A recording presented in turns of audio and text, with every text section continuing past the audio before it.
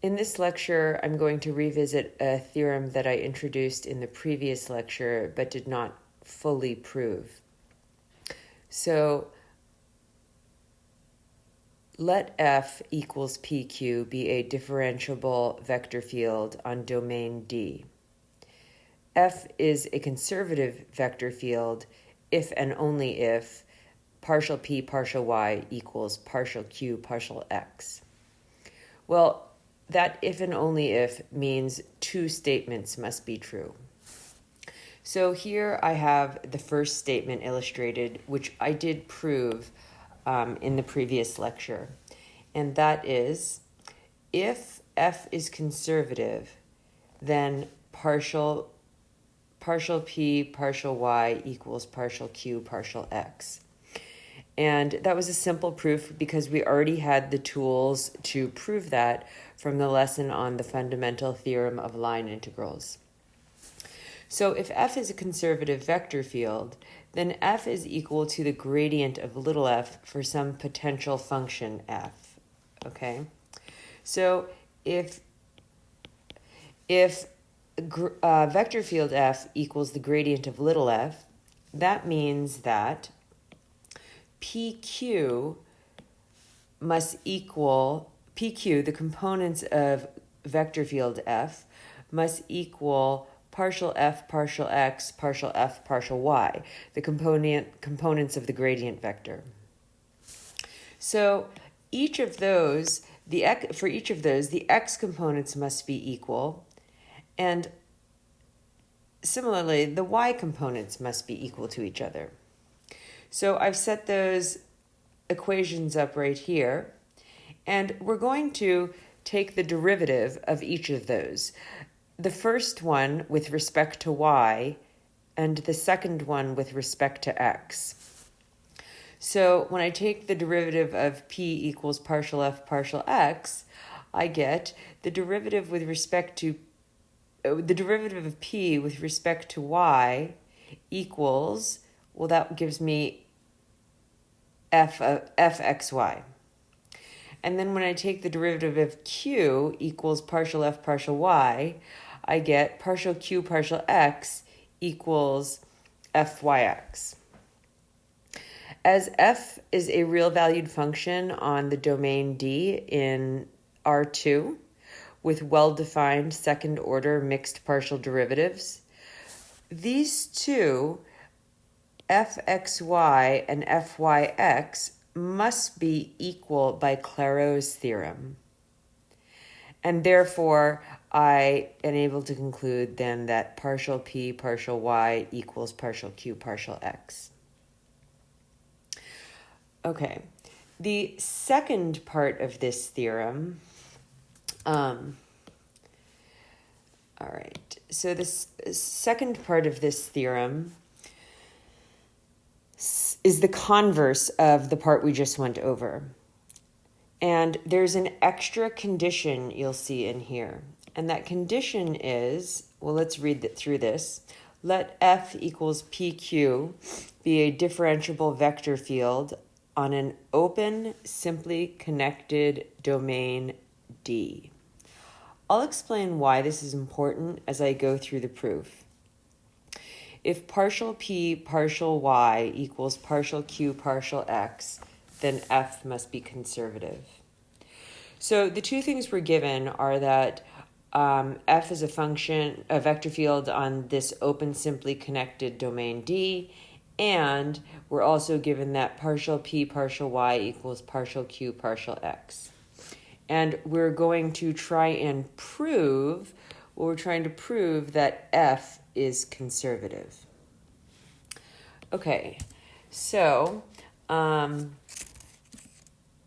well, what do we know about F being conservative? We already know from the fundamental theorem of line integrals that if, hold on a second,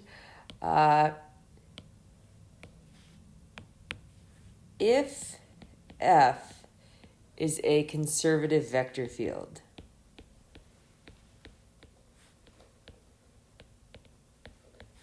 then we know that the line integral over C of f dot dr must equal 0 for all closed curves C in the domain D. So I will just quickly review how we came up with that. So if f is conservative, then we know that this integral equals gradient f dot dr. And we know from the fundamental theorem of calculus that this would be the gradient of f of r of t, r prime of t dt. And by the fundamental theorem of calculus, that's going to equal f of b minus f of a. But because a and b are equal, because this is a closed curve, so the starting point and the ending point must be the same, that must equal 0.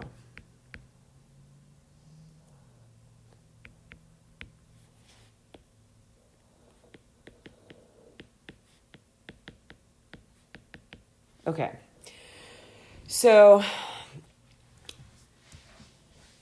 if that's true, we can use this piece of knowledge. Oops, let me make some space here. Oh, why don't you want to make space?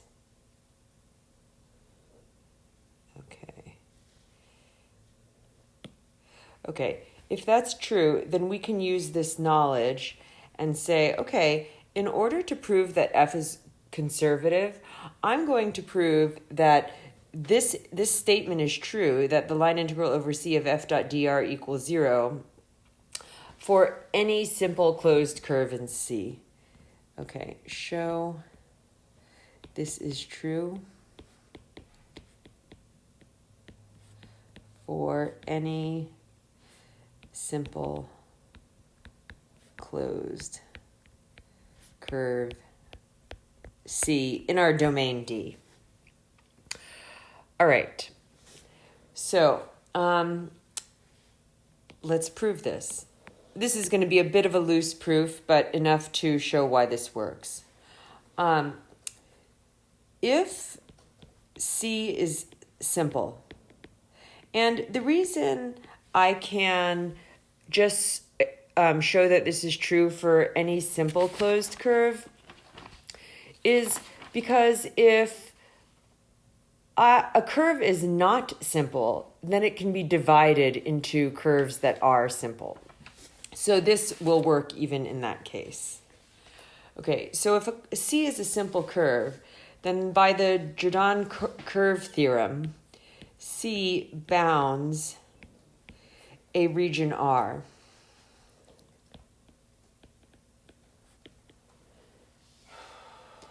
And since we have it as given that D is simply connected, then it must be true that R is contained in D. Okay, so let's draw a picture. So I have some region D, and C is a simple closed curve within D. So here's C.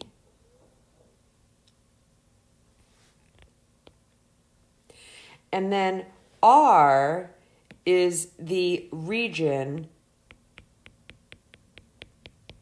bounded by C. So this is R here. Okay, now, The reason it is a condition that D must be a simply connected domain is because simply connected means more or less that D has no holes. Well, what if D had a hole here? Well, then R would not be contained in D because there's a part of R for which the domain is undefined. That's why that hole can't be there, and that's why D must be simply connected. So now I'm going to apply Green's theorem to prove what I'm trying to prove, and Green's theorem is dependent on P and Q being defined on all of R. So there cannot be any holes in R. Okay, so now by Green's theorem,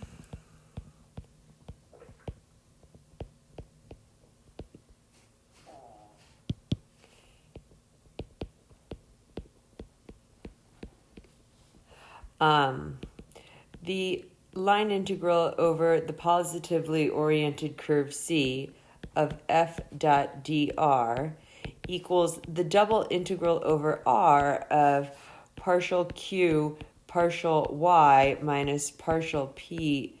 I'm sorry.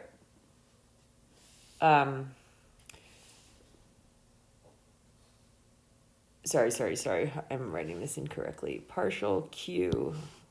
We need an x in there. Okay. Partial q partial x minus partial p partial y dA. Okay. But it is our original assumption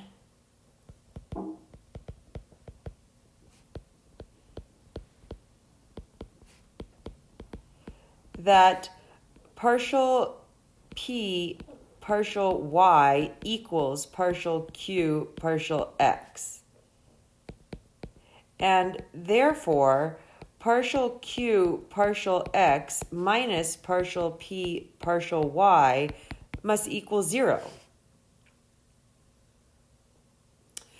And so that means that the line integral over C of f dot dr equals the double integral over R of 0, which is going to equal 0.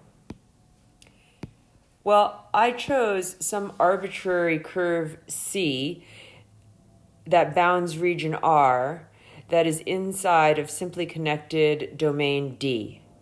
So therefore, I've proven that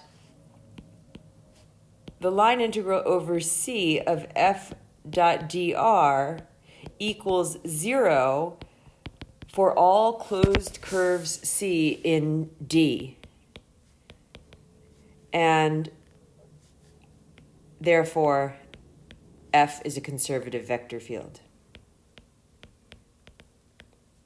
And that's what I was trying to prove. So now we know if partial q partial x equals partial p partial y, we can draw a conclusion, and D is simply connected, then we can draw the conclusion that F is a conservative vector field.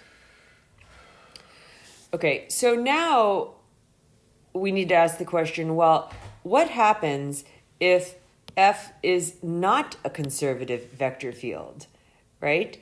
What happens if, let's see, here we go. What happens if we have how do you know if F is conservative or not? If you know that dq dx equals dp dy, but there might be a problem with your domain. So we're going to look at this vector field I have here. F equals negative y over x squared plus y squared, x over x squared plus y squared. We'll call that PQ. And I'm asserting that partial p partial y equals partial q partial x, yet F is not a conservative vector field. Okay, so let's prove the first part of my claim, that partial p partial y equals partial q partial x. Okay, so we have partial p partial y. That's going to equal, I'm using the quotient rule here, -1 times x squared plus y squared minus y, so minus negative y, so that's going to be a plus y times the derivative of the bottom with respect to y, which is 2y, over the bottom squared, so that's going to be x squared plus y squared squared, which is going to equal -x squared minus y squared plus 2y squared over x squared plus y squared squared, which gives me y squared minus x squared over x squared plus y squared squared. Okay, partial q partial x is going to equal, the derivative of the top is 1 times the bottom, x squared plus y squared, minus the derivative of the bottom with respect to x, times x, okay, times the numerator. X squared plus y squared squared, and I get x squared plus y squared minus 2x squared.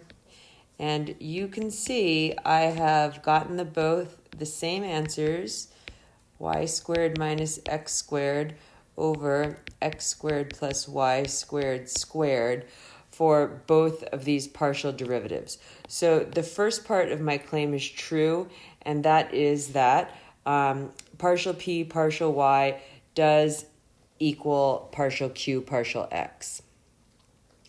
Okay, so now let's think about this claim that f is not a conservative vector field, and let's think about the domain. So the domain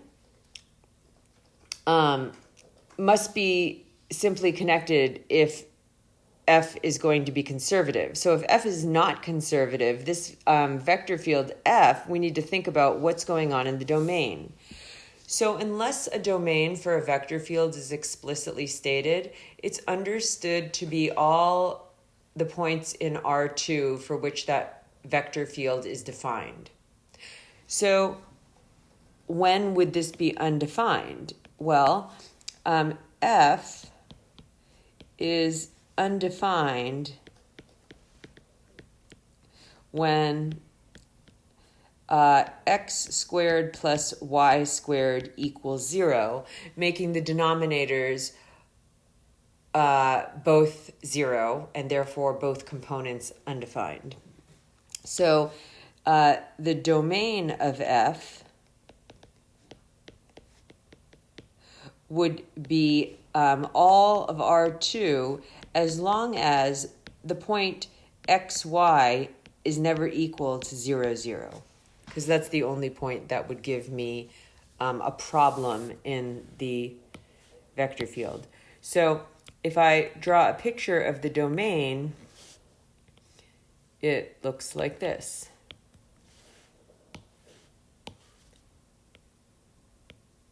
Oh, there we go, with a hole at the origin. Okay, so now let's take a look at how we can show that this is a problem. Okay. So here we have that same vector field, and we're going to evaluate the line integral over C of f dot dr along the unit circle with positive orientation.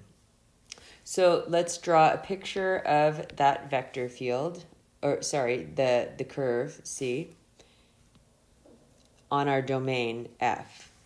So remember, our domain has a hole here at the origin, and our curve C is here. That's the unit circle. Oops, kind of missed there.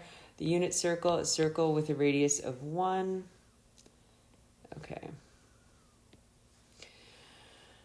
Okay. I'm going to fix that circle. Okay. There we go. All right. and let's give it a positive orientation.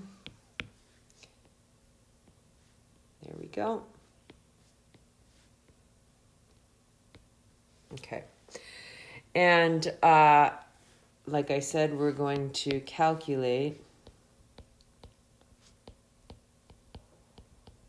the line integral over positively oriented C of f dot dr. C is a closed curve in the domain D. So therefore, the value of this line integral must equal 0 if this is a conservative vector field. All right, so remember, this equals the line integral from t is a to t is b of f of r of t dot r prime of t dt. Okay, so let's give this a parameterization. So I'm going to have x equals cosine t, y equals sine t, and then t is going from 0 to 2 pi. And let's do a little bit of work here. So, okay, f of r of t is going to equal, so the x component is negative y, so negative sine t, over x squared plus y squared, which is cosine squared t plus sine squared t. And then the y component is x, or sine t, over the same thing, cosine squared t plus sine squared t. Those denominators are just going to equal 1 because of the Pythagorean property. And so, oops, what do I have here? That should be, made a mistake here. This should be a cosine t there. That's the x of r of t. So I'm just going to get negative sine t cosine t. Okay, and then this is r of t. And so r prime of t is going to equal negative sine t cosine t. Okay, we're all set up. We've got all of everything we need here. So let's go back and set up our integral. So this line integral over positively oriented C of f dot dr is going to equal the integral from 0 to 2 pi of f of r of t, which I have as negative sine t cosine t, dot product with r prime of t, which is negative sine of t cosine of t dt. And that is going to equal the integral from 0 to 2 pi of sine squared t plus cosine squared t, which dt, which is just the integral of 1.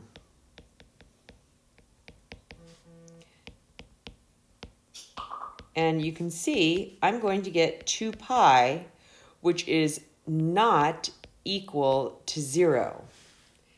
Okay, so this supports my claim, my original claim, that this vector field is not a conservative vector field.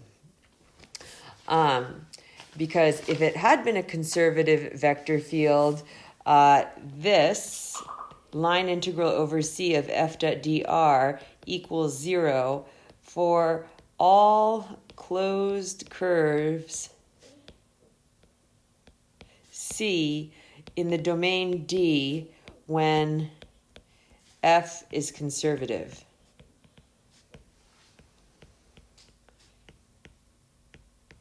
Therefore,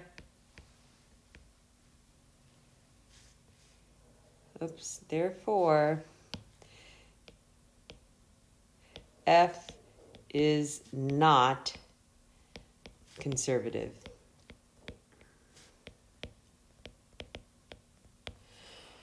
Okay, so this is a good warning to remind you that even if you know that partial p partial y equals partial q partial x, don't jump to the conclusion that F is a conservative vector field if the domain D is not simply connected.